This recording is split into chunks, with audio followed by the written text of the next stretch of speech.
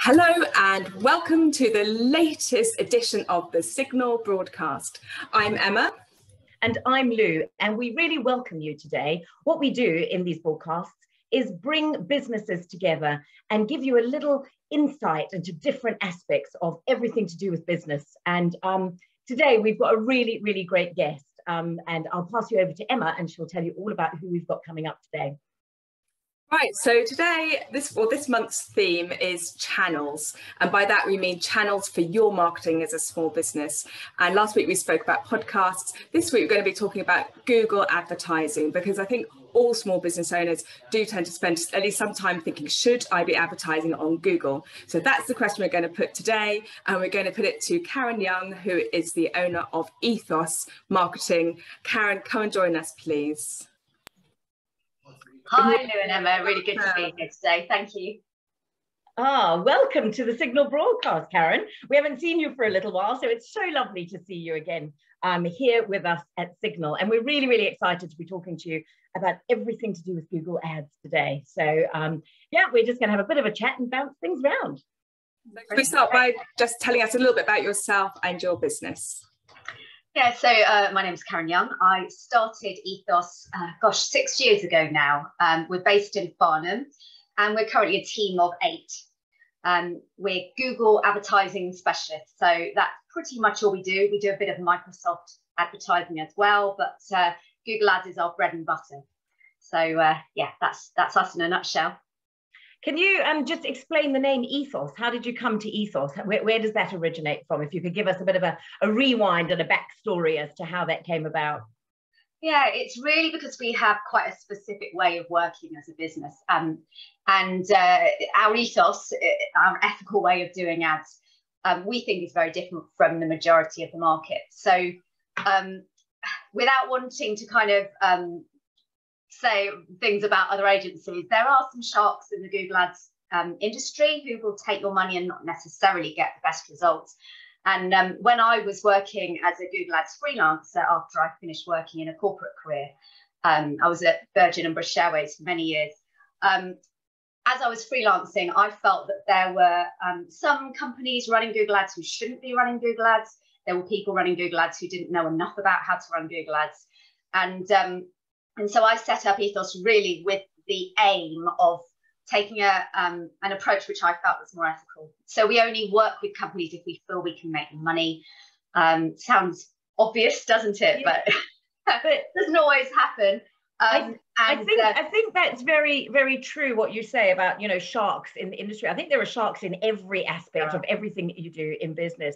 So how would you say, I know that, you know, it might be quite difficult for you to answer this, but how would somebody recognize a shark if they're a business and somebody's doing their Google ads for them? How would they recognize whether they're getting the best value for money and the best return on what they're trying to do? It can be really tricky because Google Ads is complicated and a lot of business owners don't really understand the nuts and bolts of what's going on. I'd say the number one thing is, do you have access to your own account? Can you actually get in and see the real numbers, or are you just getting a report printed out? Yeah. You know, and do you have admin access to your own data? Is it yours?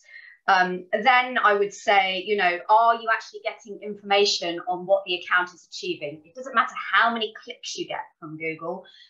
What actually matters is, are you making money?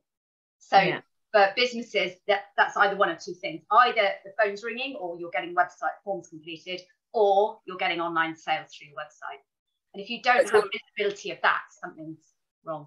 It's all about the conversion, isn't it? And the cost for that conversion. So perhaps for some of our viewers or listeners, it might be a good idea just to explain what pay-per-click advertising actually is. So it's called pay-per-click, not pay-per-click, as some people mishear it. Because you literally pay Google for every click that you get through to your website. If someone sees an ad and they don't click, you don't pay anything. There's basically a few different types of Google ads. If you go to google.co.uk and you look for something, the ads will pop up at the top. And they can either be shopping ads with pictures of products, or they can be text ads. There are also the ads that stalk you around the internet. You know, you look at a pair of trousers on a website and suddenly there they are every single place you go. And there are also ads on YouTube, the ones that come on before you can watch the video you actually want to watch. So all of those are owned by Google. They all come under one Google account. Absolutely, yeah. Okay, thank you. I remember sort of back in the day where, you know, you're talking about a pair of trousers, and we used to think it was really clever, right? We think, oh, this is great. Or really spooky at first. And then when you start getting into it, it's like, hang on a minute, literally, you know, it's that lack of understanding, which I think many small business, I mean, I think if you come from a corporate background, then often, you know, there's a whole department that deal with that and they understand everything. But when you go out on your own, as you said before, you know, having access to the admin and having access to the reports, it's not, I think, is it not only having access, but also understanding them? Yeah, it is. I think it is. I mean, for me, there are certain aspects of marketing that you can absolutely have a go at. Yeah. You wouldn't necessarily have, you know, do as good a job as a specialist, but you can write your own blog posts, and it's not going to cost you anything if it's not brilliant. Yeah. You can have a go at your SEO, you can have a go at all sorts of things, sending emails. But with Google Ads, because you're actually paying for every click, it's really quite easy to waste a lot of money and not really know why or how to fix it. So, yeah. You know, it's a bit like, for me, the first person I got helping me with my business was someone to do the bookkeeping and accounting, because I just knew there was real money involved and I didn't have a clue. So, yeah. Yeah, it's a good analogy.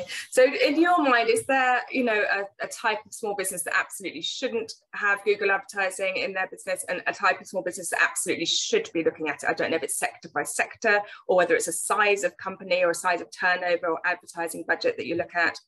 Yeah, there's definitely a lot of businesses who should not be running Google Ads, and I tell lots of people not to. The general rule of thumb is, do you sell things that are worth a reasonable amount, whether that's products or services? It's very, very hard to make Google Ads work if you're selling things for £10 a time, because you just can't buy enough clicks and make enough profit. If you're selling services that may be worth, you know, hundreds or thousands over the long term, absolutely, it can be very profitable. The second thing is really, are you in a niche? Do you know exactly who you're targeting and why they would buy from you?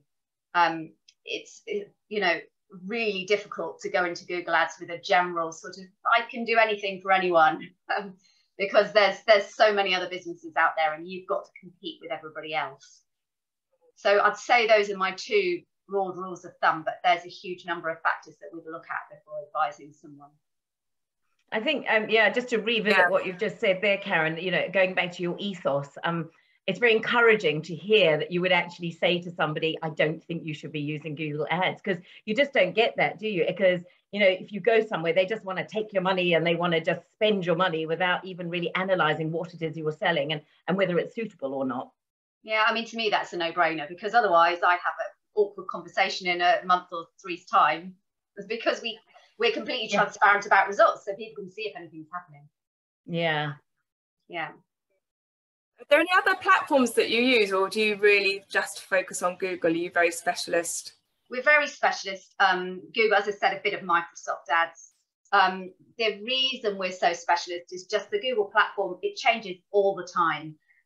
There's a huge amount to keep on top of just within Google, and I would rather be really good at one thing than a jack of all trades and master of none. So that's the reason why.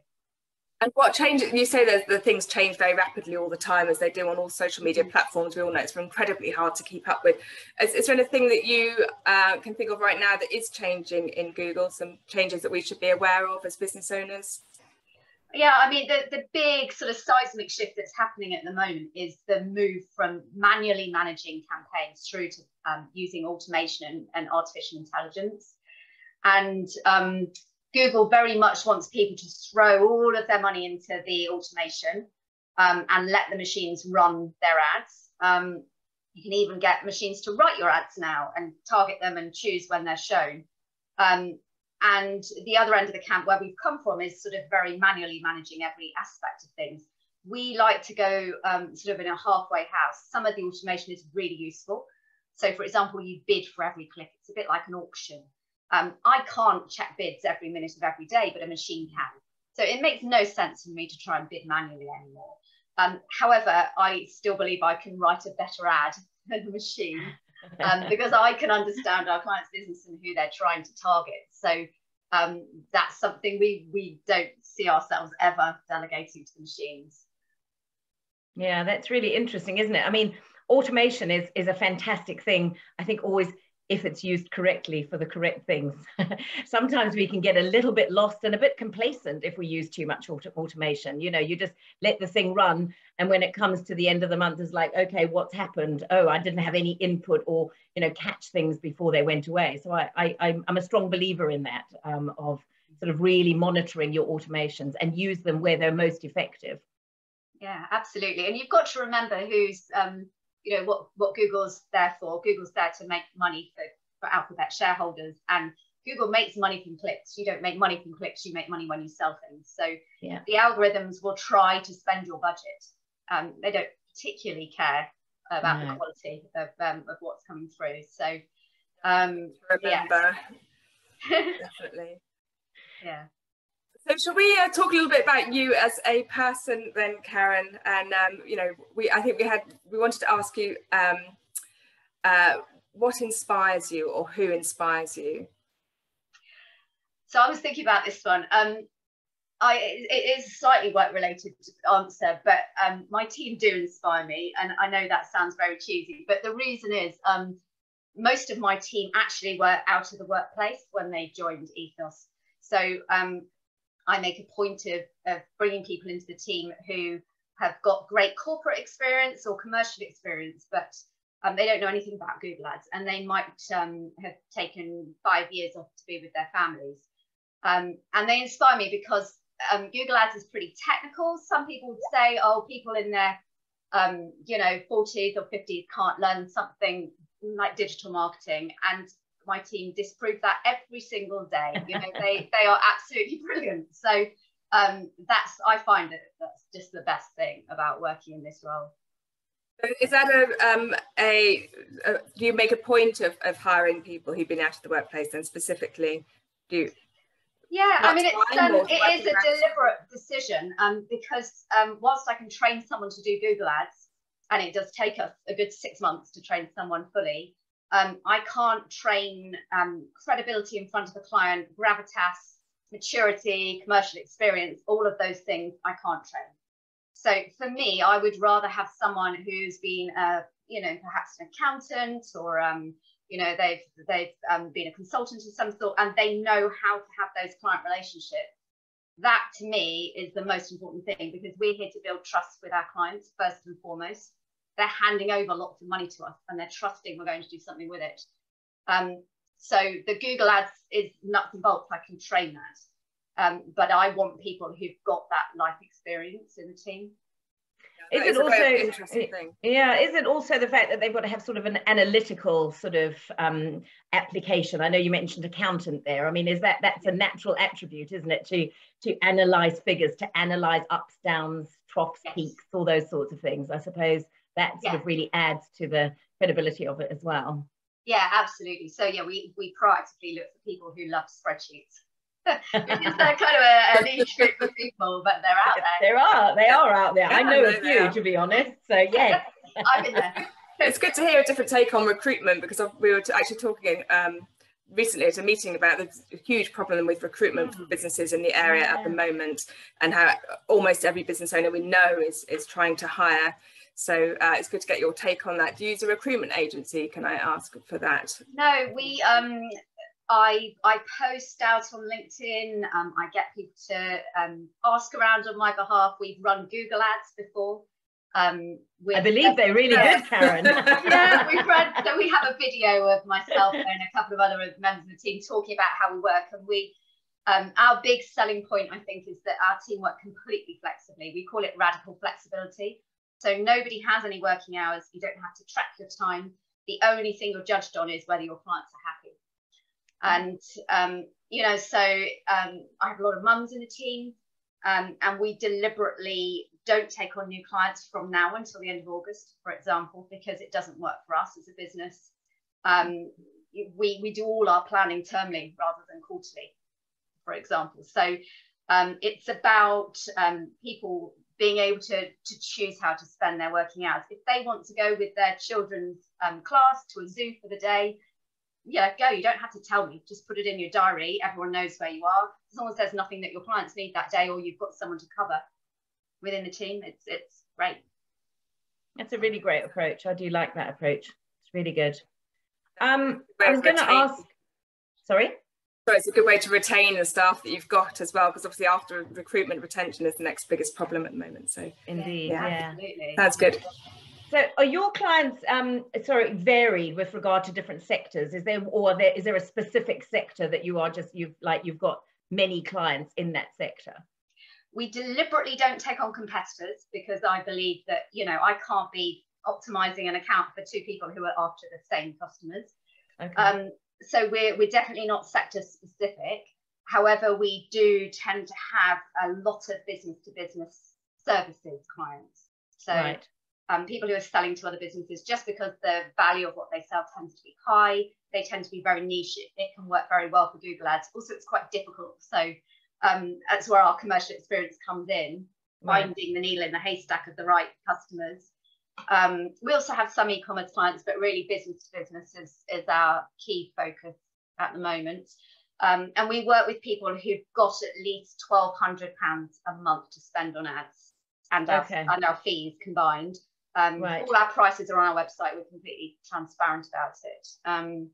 But, you know, it's, whilst you can run Google Ads on a shoestring if you run them yourselves, it's, you know, it's not worth you paying us until you get to those kind of amounts per month.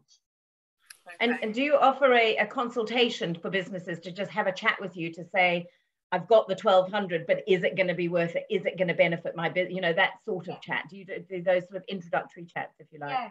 Yeah, of course. Yeah, all for free. I wouldn't charge someone until I knew whether it was worth them going ahead. Wow. Well, I think we should end on the 3 top tips that we like to ask. So can we have your 3 top tips for Google AdWords, please, Karen? Yeah, so there are 3 main things you need to get right. The first one is choose, I'm talking about search ads here, which are the main text ads that most people run. First, choose the most specific keywords that you can to advertise your business on. So, you know, we could run ads just for advertising, but it would be an awful lot better to use Google Advertising Agency, or even Google Ads Advertising Agency for business to business services. So think about how specific you can get. That's tip number 1. Tip number 2 is to write your ads to put off the wrong people and attract the right people. So if you have a service, let's say you're a wedding planner and you only work with people who are going to spend at least £10,000 in a wedding, you want to get that into your ad so that the wrong people don't click and you won't waste money on clicks. And the third one, and the one that most people sort of tend to forget, is that the biggest factor of all is, can your website convert visitors into paying customers? And if it can't, fix that first, because there's no earthly point chucking clicks at a website that isn't going to convert for you. The most cost-effective thing you can do is improve your website first, because that will work for everything, you know, SEO, traffic, direct traffic, everything. And then once you're sure you've got a website that works, then think about Google Ads. Brilliant. That's really good. Yes. Karen, that is so interesting. And, you know, often the idea of Google Ads is bounced around when we have networking and people talk about it. Should I, shouldn't I? And it's really great to talk to you today, just to find out those, at least those 3 definitive things, like, you know, it's the starting point. So, yeah, really appreciate you coming along today. No problem at all. It's been lovely to be here. Thank you. Thank you. So that's all for this episode of the SiGNAL broadcast. Thank you, Karen, for talking to us. Thank you. I've been Emma. And I'm Lou, and we'll see you next time. See you next time.